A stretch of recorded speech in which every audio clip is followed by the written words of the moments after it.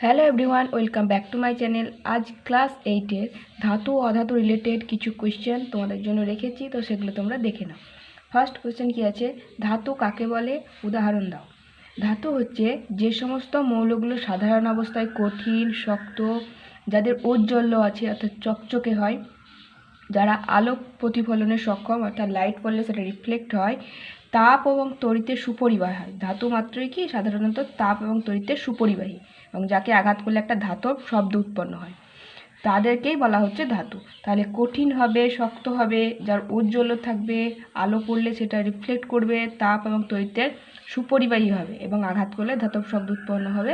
এই সমস্ত যে ধাতু ধর্মগুলো থাকবে তারাই হচ্ছে কে, ধাতু।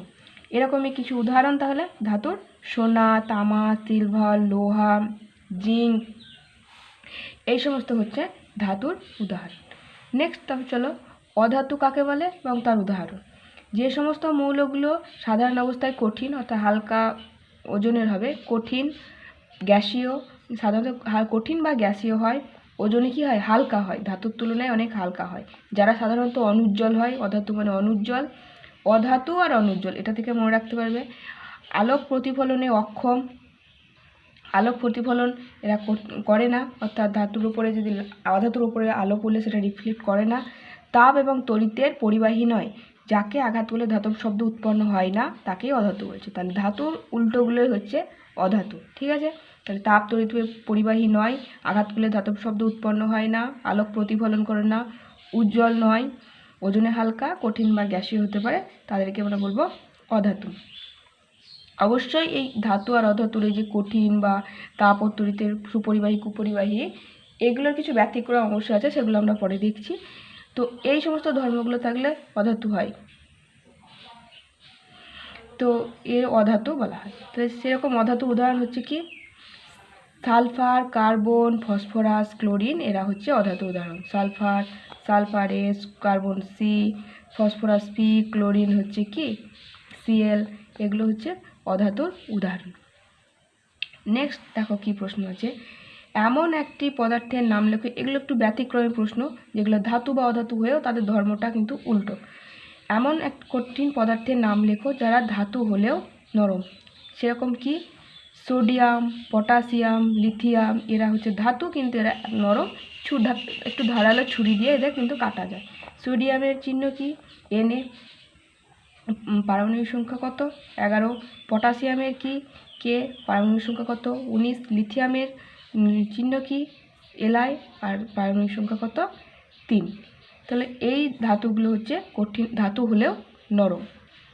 নেক্সট হচ্ছে, এমন ধাতুর উদাহরণ দাও যাদের গলনাঙ্ক নিম্ন, অর্থাৎ ধাতুর গলনাঙ্ক সাধারণত উচ্চ হয়, অনেক উচ্চ হয়, কিন্তু এই সমস্ত ধাতুগুলোর গলনাঙ্ক অনেক কম। সেরকমই ধাতু হচ্ছে গ্যালিয়াম আর সিজিয়াম। গ্যালিয়ামের চিহ্ন হচ্ছে Ga, আর সিজিয়ামের চিহ্ন হচ্ছে Cs, capital C small S, ঠিক আছে, Ga আর Cs। এদের গলনাঙ্ক 30 ডিগ্রি সেলসিয়াসের কম।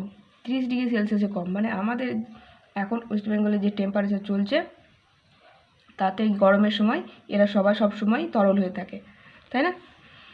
নেক্সট হচ্ছে, সাধারণ তাপমাত্রায় তরল কোন ধাতু, এটা সবসময়ই তরল থাকে। এমন ধাতুর উদাহরণ, ধাতু অথচ তরল, সেটা হচ্ছে পারদ। পারদের চিহ্ন কি, Hg, হচ্ছে পারদের চিহ্ন Hg, যেটা সব সময় তরল, সাধারণ তাপমাত্রাতে তরল। নেক্সট হচ্ছে, অধাতু হলেও তাপের সুপরিবাহী কোন অধাতু। অধাতু কিন্তু হচ্ছে তাপের সুপরিবাহী। আমরা কি দেখেছিলাম অধাতুর সংজ্ঞাতে, যে তাপ ও তড়িতের কুপরিবাহী হবে, কিন্তু এখানে বলছে অধাতু কিন্তু সুপরিবাহী। কে, এটা হচ্ছে কার্বনের রূপভেদ, হিরে আর গ্রাফাইট, এরা দুজনেই তাপের সুপরিবাহী, ঠিক আছে। হিরে আর গ্রাফাইট এরা তড়িতের সুপরিবাহী, এরা হচ্ছে কি কার্বনের রূপভেদ, হচ্ছে কার্বনের রূপভেদ, হিরে ও গ্রাফাইট। নেক্সট হচ্ছে, অধাতু হয়েও তড়িৎ পরিবহনের সক্ষম কোন ধাতু। অধাতুও কিন্তু তড়িৎ পরিবহন করতে পারে, এমন হচ্ছে গ্রাফাইট। গ্রাফাইট তাপ আর তড়িতের, তাপেরও সুপরিবাহী, তড়িতেরও সুপরিবাহী, কিন্তু হিরে হচ্ছে শুধু তাপের সুপরিবাহী কিন্তু তড়িতের কিন্তু নয়। হিরে শুধুমাত্র তাপের সুপরিবাহী, তড়িতের কিন্তু নয়, এটা মনে রাখবে। নেক্সট হচ্ছে, ড্যাশ অধাতু কিন্তু উজ্জ্বল ও অত্যন্ত কঠিন। অধাতু হালকা হয়, মানে হালকা কঠিন হয় বা গ্যাসীয় হয়, সেখানে হচ্ছে বলছে অত্যন্ত কঠিন আবার উজ্জ্বলও। এরকম কি? এটা হচ্ছে হিরে। এরকম পদার্থ হচ্ছে হিরে। হিরে হচ্ছে সেই অধাতু। তো আজকে এই কয়েকটা কোয়েশ্চেন তোমাদের সাথে আলোচনা করলাম। দেখা হবে নেক্সট ক্লাসে। ততক্ষণের জন্য তোমরা ভালো থেকো, সুস্থ থেকো। Thanks for watching.